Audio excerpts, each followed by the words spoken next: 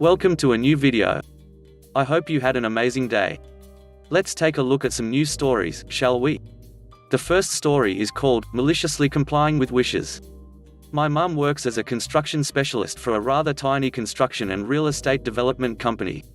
It consists of less than 10 people, and that's including the owner, the cleaning lady, the owner's assistant, and an accountant. The amount of work they do construction-wise is astounding, but they don't hire any crew. They only get subcontracted until the project is finished. She creates detailed cost estimates, files tender offers for public projects, hires subcontractors, participates in bids, the list goes on. She has made everything work smoothly. Since my dad and her ex-husband got off decades ago and she never had anyone to help around the house, she often offered some small side jobs to her subcontractors. Broken window, the door needs fixing, faulty plumbing? No need for any crappy husband. One of the hired crew guys will be happy to help after work for a fair, regular customer rate plus some home-cooked dinner, coffee, and work-related gossip. Since construction isn't a very stable business around here and the projects ended sooner or later, there was a considerable rotation of these guys at our home over the years. The episode leading to malicious compliance started about 2 years ago. One of the regular guys, who ran a small construction business, let's call him Ben, was at the time contracted with my mum's company to install doors and windows. Around that time, my mum's front door pretty much broke apart after around 20 years of faithful service. My mother grabbed her phone, called Ben and asked him if any of his guys got a few hours for a side job. A new door frame, and installation. He agreed to help and sent 2 blokes over. They finished the job, took the payment, drank some coffee, chatted with my mum a bit and left.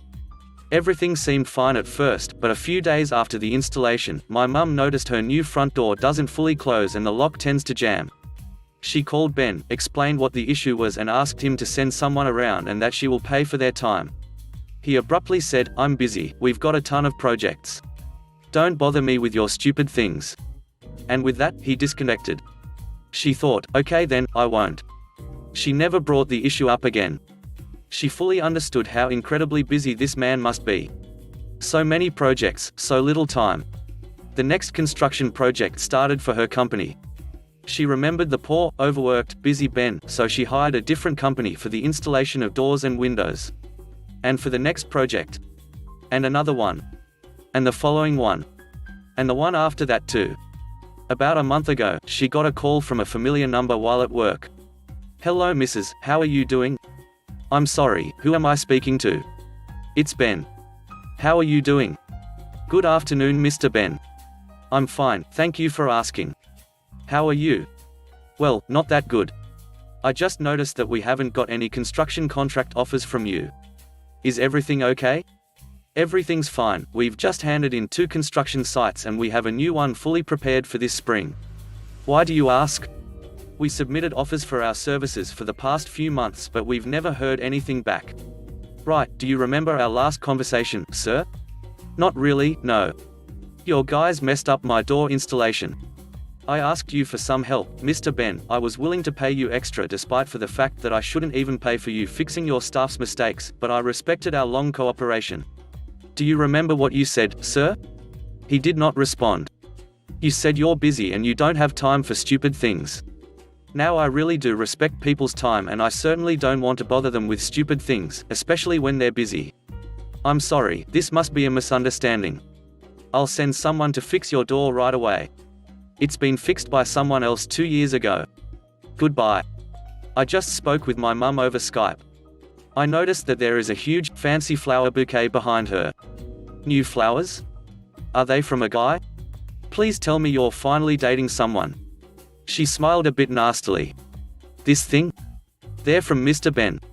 And then she told me this whole story, which unbeknownst to me has been slow cooking over the last 2 years. "Mum, does it mean you're going to hire his company again?" "No, he's busy. I don't want to bother him with stupid things." The next story is called, Allergies Are Not Important. This happened about 5 years ago, and I haven't been to this store in question in a long time. Names have been changed for privacy. In high school, I was working at the local store as a head cashier. I kept track of all the active registers and made sure things ran smoothly. I held this position for quite some time, around 2 years, and enjoyed it pretty well. Customers were nice, and my coworkers were mostly craftsmen and gardeners, all with interesting stories to share.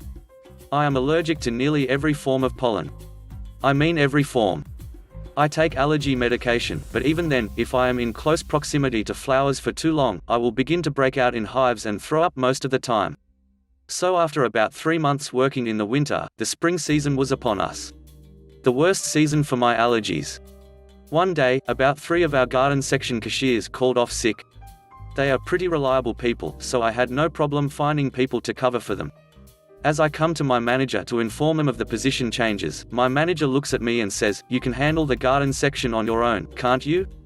I inform my manager that I could cover it for at most 15 minutes before my allergies flare up and I would have to leave. He states, "We don't have any documents on file that state you are not fit to work in the garden section.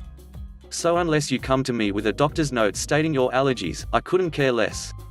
I don't know why he acted this way that morning, but I complied, saying, "I want to be sure of what you are asking. You want me to work in a section which is hazardous to my health instead of placing equally capable employees in that section?" He said, "Did I stutter?" I said, "Okay, sure." I make my way down to the garden section, and immediately my eyes are stinging. I decide that I am going to stick it out for my boss's sake, no matter how bad my service becomes.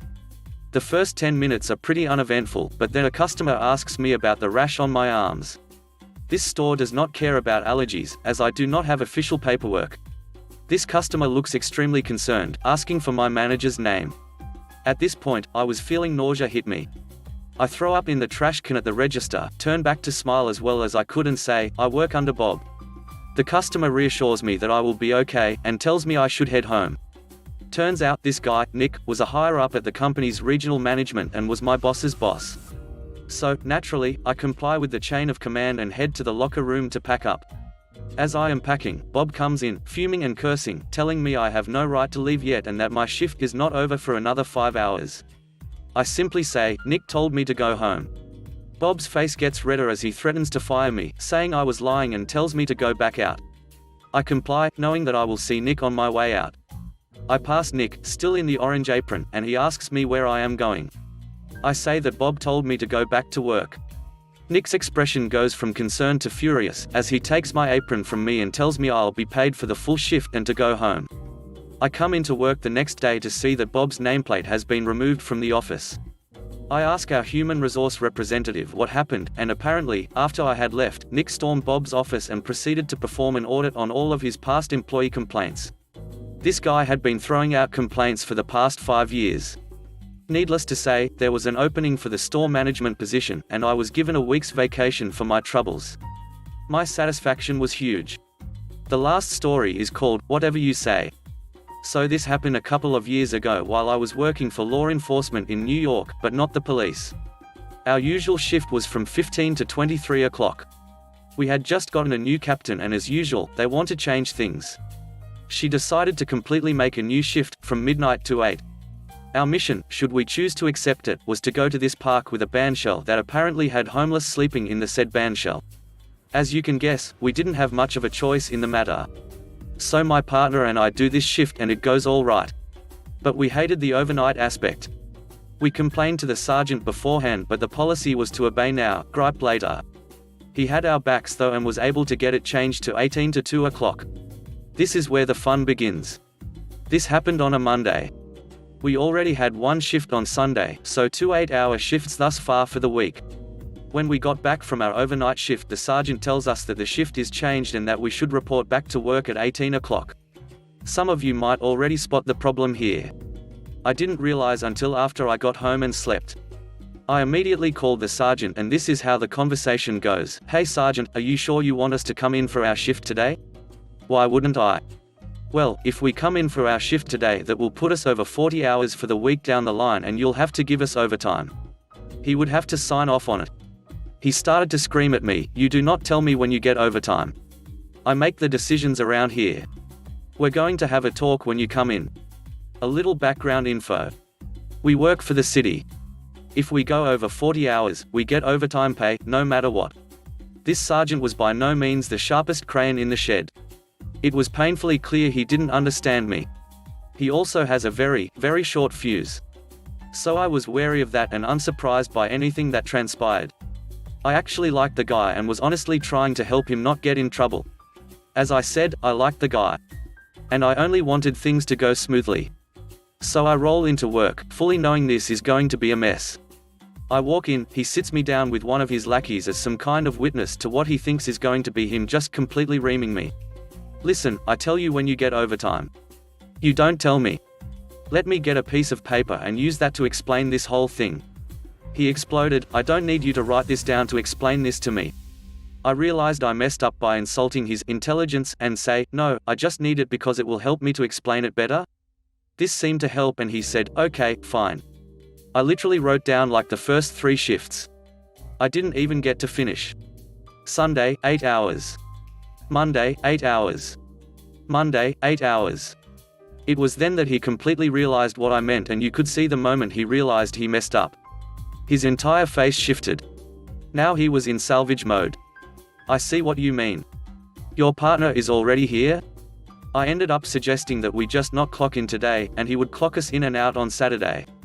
A very big no-go for the city, but we ended up getting Saturday off, so that was nice.